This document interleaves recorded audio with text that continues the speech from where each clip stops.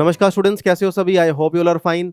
Welcome to your own platform that is great geniuses. आज इस lecture के अंदर हम डिस्कस करने वाले हैं परम्यूटेशन की हमारी फोर्थ वीडियो या फोर्थ एक्सरसाइज, जिसके अंदर हम परम्यूटेशन विद रिपीटिशन के बारे में डिस्कस करने वाले हैं। अभी तक हमने जितने भी क्वेश्चंस किए, जितने भी कॉन्सेप्ट किए, फैक्टोरियल के हों या परम्यूटेशन के हों या परम्यूटेशन फॉर्मूला के हों, जहाँ पे रिपीटिशन काम करने वाली थी, नॉन रिपीटिशन काम करने वाली थी, अब रिपीटेड अगर डिजिट्स रिपीट होने वाले हों, लेटर रिपीट हों, तो किस तरीके से क्वेश्चंस के अंदर चेंजेस होंगे, उन सब चीज़ों के बारे में बात करते हैं। तो again welcome to your own platform that is great geniuses. मेरा नाम है अंकित अरोड़ा। बिना किसी देरी के स्टार्ट करते हैं। तो सबसे पहले यहाँ पे कॉन्सेप्ट की अगर मैं बात करूँ तो फॉर्मूला में क्या थोड़ा बहुत चेंज होने वाला है उसके बारे में भी डिस्कस करते हैं, और उसकी वजह से न्यूमेरिकल में जो चेंजेस आने वाले हैं वो तो डेफिनेटली हम डिस्कस जो है वो करने वाले ही हैं। तो परम्यूटेशन विद रिपीटिशन को समझाने के लिए मैं एक छोटे से एग्जाम्पल की हेल्प लूंगा। जैसे कि मान लो कि मेरे पास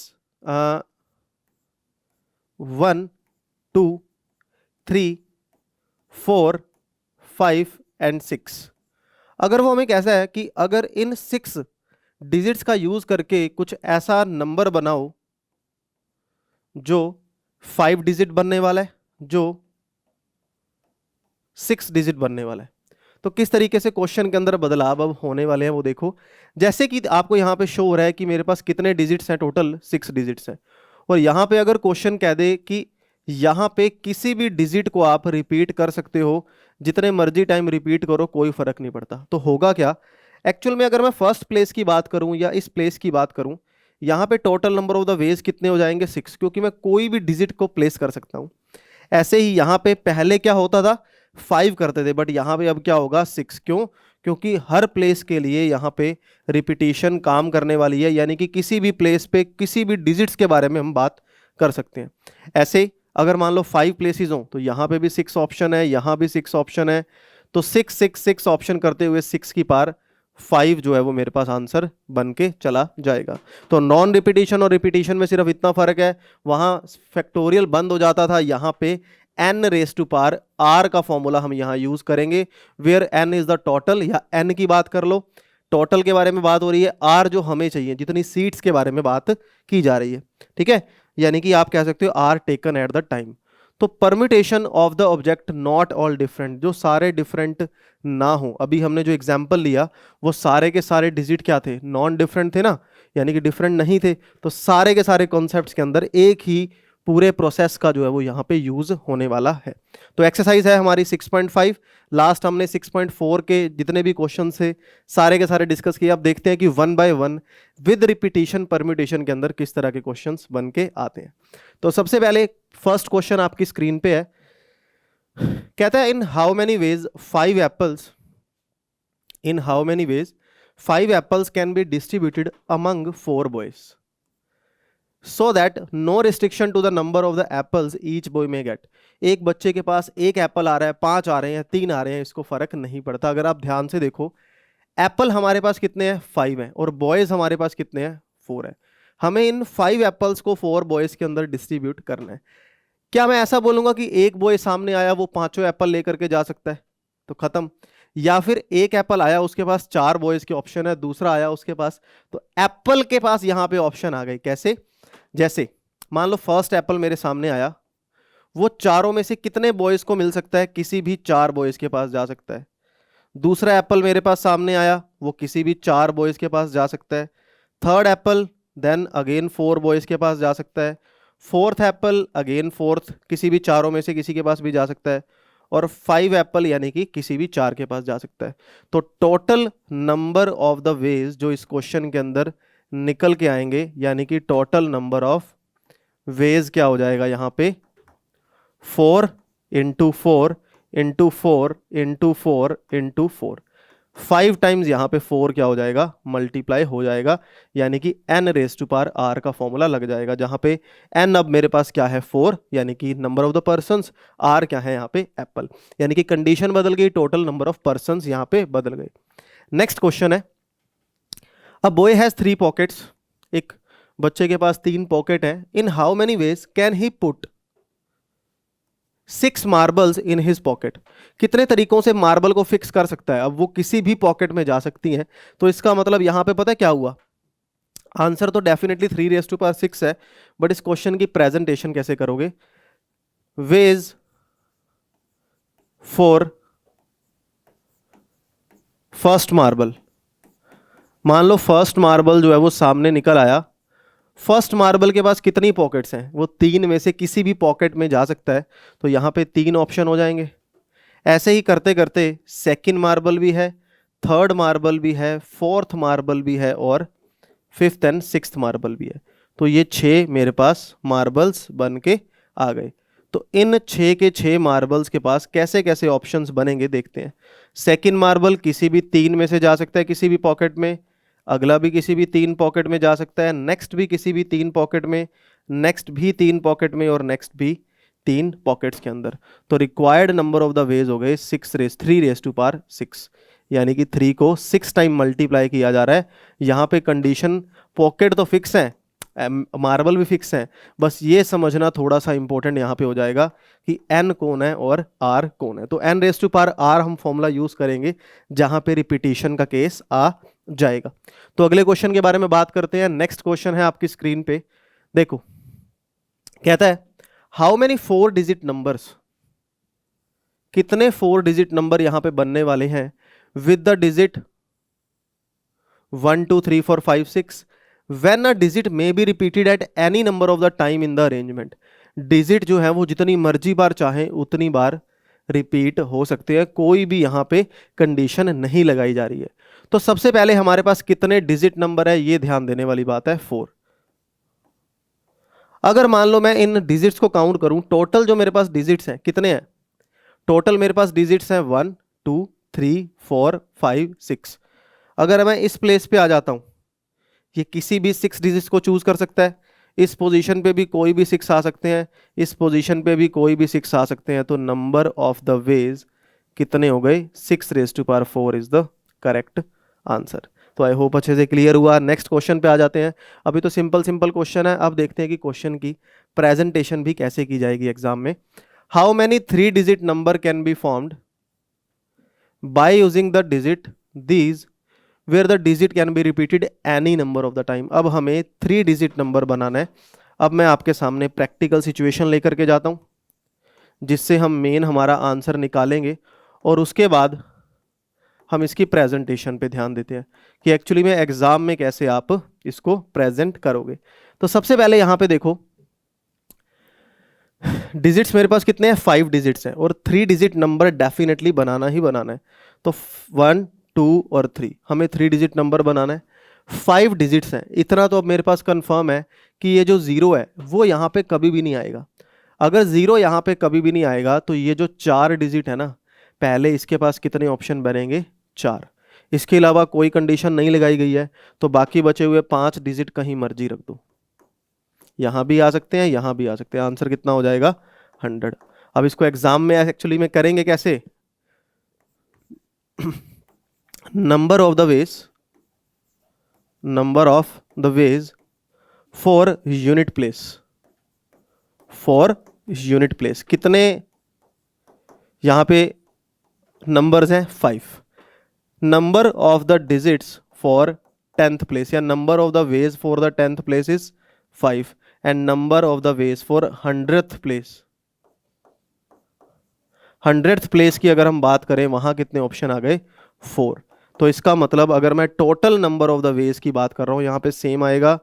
total number of the veg की अगर हम बात करते हैं तो क्या हो जाएगा? सिर्फ और सिर्फ मल्टीप्लाई। तो इन शॉर्ट आंसर हमारे पास बनेगा 5 × 4 विच इज इक्वल टू 100। तो आंसर तो आप चुटकियों में ऐसे निकाल ही लोगे, बट एग्जाम में हमें कुछ इस तरीके से प्रेजेंट करके दिखाना पड़ेगा, बिकॉज प्रेजेंटेशन के ही मार्क है, लॉजिकल क्वेश्चन है, हमें सिर्फ उसको रिटर्न में लेकर के जाना है। ठीक है, नेक्स्ट क्वेश्चन पे आ जाते हैं। How many numbers greater than 50,000 can be formed by the digit this. अब हमें नंबर को 50,000 से बड़ा बनाना है और यहाँ पे कोई भी कंडीशन ऐसी नहीं है कि नंबर रिपीट करो ना करो। तो अगर नहीं है ना तो रिपीट हम कर सकते हैं। देखो 1 2 3 4 5, 50,000 से बड़े नंबर कब बनेंगे?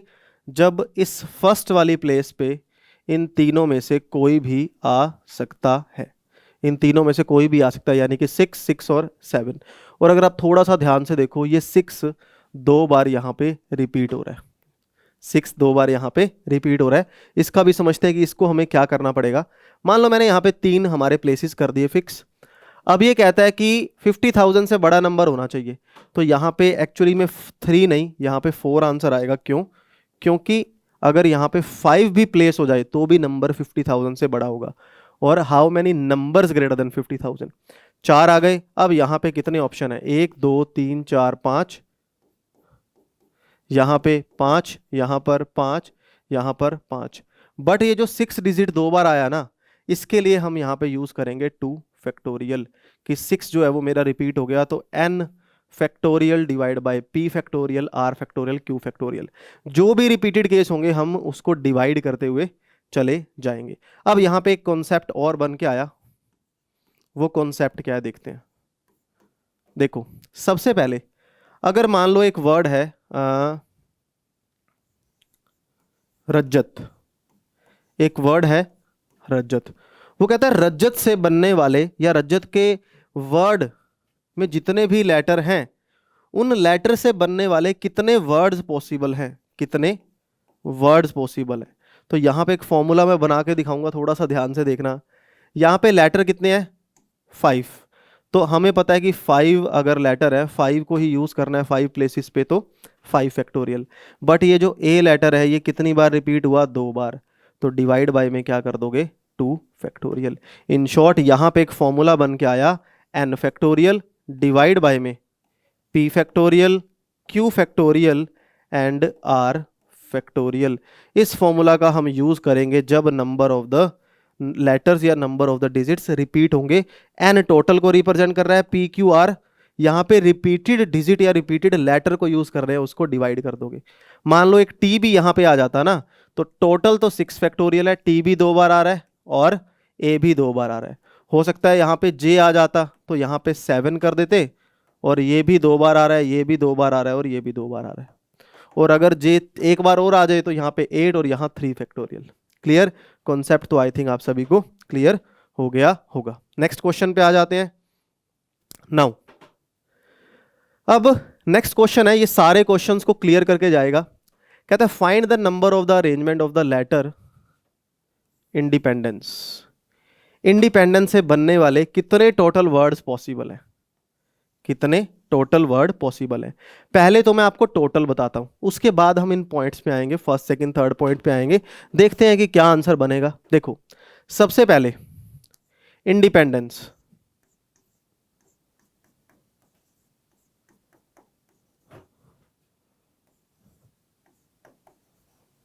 यहां पे थोड़ा सा इसको स्पेस क्रिएट करते हैं, IND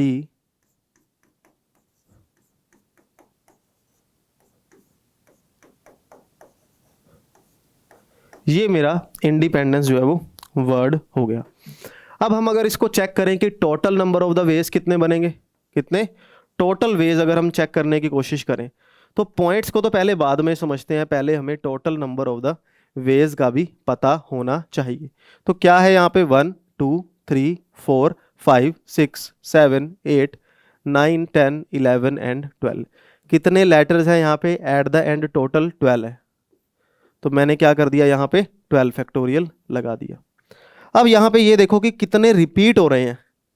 आए, सबसे पहले आए की बात करें, आए एक ये रहा और एक आए कहीं भी नहीं है, आए रिपीट नहीं हो रहा। एन रिपीट हो रहा है, एन एक ये रहा, एक एन ये रहा और एक एन ये रहा। एन कितनी बार आ रहे हैं यहाँ पे? 3 बार एन आ रहे हैं। और देखो डी, यहाँ पे डी एक बार आ रहा है, 2 बार आ रहा है। और कोई लेटर है हमारे पास ई, ई एक ये बैठा, एक ये बैठा और एक ये बैठा, यानी कि 3 ऐसे लेटर है जो बार बार रिपीट हो रहे हैं। कितनी बारी? डी 2 बार आ रहा है, तो नीचे 2 फैक्टोरियल से डिवाइड कर दोगे, ठीक है। अच्छा, डी 2 बार आ रहा है तो 2 फैक्टोरियल से डिवाइड कर दोगे, और एन 3 बार आ रहा है तो 3 फैक्टोरियल से डिवाइड कर दोगे। ये हमारा रिक्वायर्ड आंसर बन जाएगा। क्लियर? अब आ जाते हैं फर्स्ट पार्ट पे। Do the word start with P. अगर हमें ये बताना है कि वो नंबर ऑफ द वेज निकाल के दिखाओ कि मेरे जो वर्ड है वो पी से स्टार्ट हो रहे हैं। तो मैं यहीं पे स्पेस क्रिएट करता हूँ।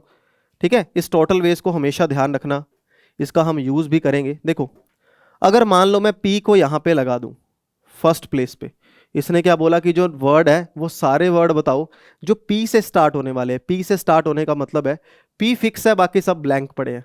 तो पी तो फिक्स है, बाकी सब आई एज इट इज पड़ा है, एन एज इट इज पड़ा है, डी एज इट इज पड़ा है, ई एज इट इज है, again E as it is है, एन एज इट इज है, डी एज इट इज है, ई एज इट इज है, एन सी और ई। सिर्फ एक ही डिजिट हिला, वो डिजिट है, यानी कि एक ही लेटर हिला, वो है पी। पी की number of the places fix हो गई, और वो नंबर ऑफ द प्लेसेस कितनी है, 1 ओनली।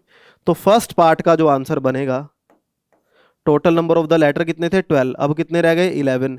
क्यों? क्योंकि पी की जगह फिक्स इसने कर दी। अभी भी क्या एन 2 बार, ई 3 बार और डी 2 बार आ रहा है, बिल्कुल आ रहा है। तो आंसर हो जाएगा 2 फैक्टोरियल, 3 फैक्टोरियल एंड 2 फैक्टोरियल। बहुत से बच्चे बोलते हैं कि सर ऐसे ही आंसर छोड़ दें। अरे बिल्कुल कोई दिक्कत वाली बात नहीं है, चाहे तो आप कैलकुलेशन कर दो। Second part, do all the vowels occur together. सारे के सारे वोवल्स अगर इकट्ठे बैठे तो अब काउंट करो कि इस इंडिपेंडेंस वर्ड के अंदर कितने वोवल्स हैं। आई मेरे पास वोवल है, एन वोवल नहीं है, डी वोवल नहीं है, ई वोवल है, अगेन पी वोवल नहीं है, ई वोवल है, एन वोवल नहीं है, डी वोवल नहीं है, ई फिर से वोवल आ गया, एन वोवल नहीं है, सी वोवल नहीं है, अगेन ई मेरे पास वोवल आ गया। 1 सेकेंड, यहाँ पे 1 2 3, ई 4 बार आ रहा है। ई यहाँ पे क्या आ रहा है, 4 बार आ रहा है। इस क्वेश्चन को थोड़ा सा मैं सही कर रहा हूँ।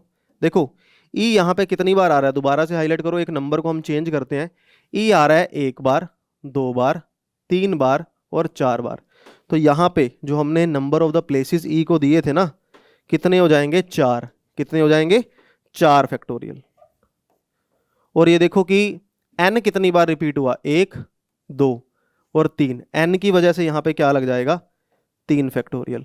और डी आ गया मेरे पास 1 2, डी सिर्फ और सिर्फ 2 बार आ रहा है ना, तो 2 फैक्टोरियल। ये आंसर है, इसको थोड़ा ठीक कर लिया हमने। ठीक है, अगला क्या था कि वोवल को हमने इकट्ठा बिठाना है। तो आए मेरे पास वोवल है, मैं यहाँ पे वोवल्स को लिख रहा हूँ और यहाँ पे कॉन्सोनेंट को लिख रहा हूँ। ठीक है, अगेन एन वोवल नहीं है, डी ई पी ई, तो D E P E, D E P E, N D E, N D E, N D E, N C E, N C और ई।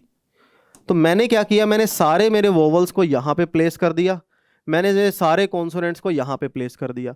इसने किसको इकट्ठा बिठाने के लिए बोला है, इसने बोला वोवल्स को इकट्ठा बिठा दो। तो जिनको भी इकट्ठा बिठाना होता है हम उनको क्या मान लेते हैं, उनको हम 1 मान लेते हैं। क्या मान लेते हैं, 1। तो ये हो गया 1 2 3 4 5 6 7 8। तो अब जो सेकंड पार्ट का आंसर बनेगा वो आ जाएगा 8 फैक्टोरियल। अब ध्यान से देखो, इनमें से बाहर बैठे हुए नंबर्स या डिजिट्स में से सॉरी लेटर में से n 3 बार आ रहा है तो 3 फैक्टोरियल से डिवाइड कर दिया, d 2 बार आ रहा है तो 2 फैक्टोरियल से डिवाइड कर दिया। बट अब ये जो 5 वोवल्स इकट्ठे बैठे हैं, ये पांचों वोवल्स भी तो अपनी सीटें इंटरचेंज कर सकते हैं। और ये पांचों वोवल्स अपनी सीटें इंटरचेंज कैसे करेंगे, 5 फैक्टोरियल। लेकिन अब इन पांचों वोवल्स में से 4 वोवल्स ऐसे हैं जो रिपीट हो रहे हैं, तो उसकी वजह से 4 फैक्टोरियल लग जाएगा। तो ये हमारा सेकंड पार्ट का आंसर हो गया। Know the vowels never occur together, कोई भी वोवल इकट्ठे नहीं बैठेंगे। इन शॉर्ट सारे वोवल्स आपस में इकट्ठे नहीं बैठेंगे। टोटल वाला जो केस था इंडिपेंडेंस का,